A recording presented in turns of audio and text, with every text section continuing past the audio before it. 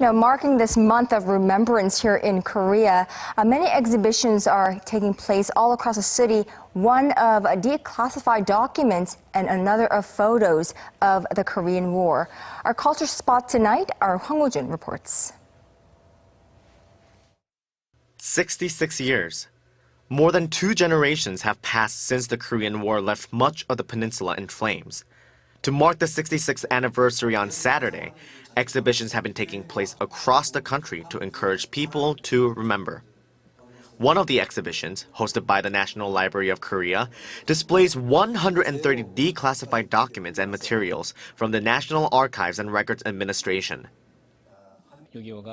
Unfortunately, the Korean War is becoming more of an abstract concept to many Koreans.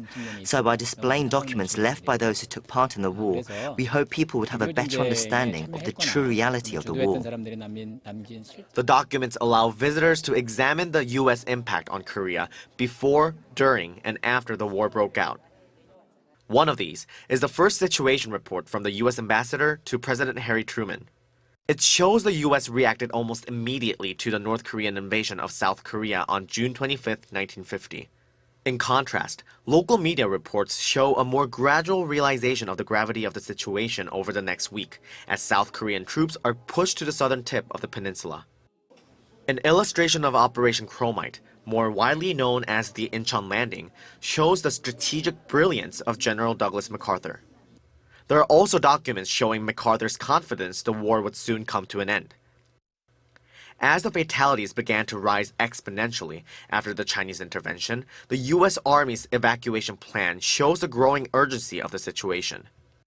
The Armistice Agreement is also on display, signed by North Korea, China, and the U.S. South Korea's absence reflects its strong opposition.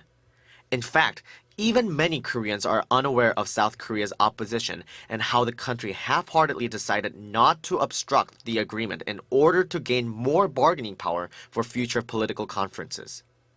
Another exhibition at the Seoul Museum of History displays photos taken by an Associated Press correspondent.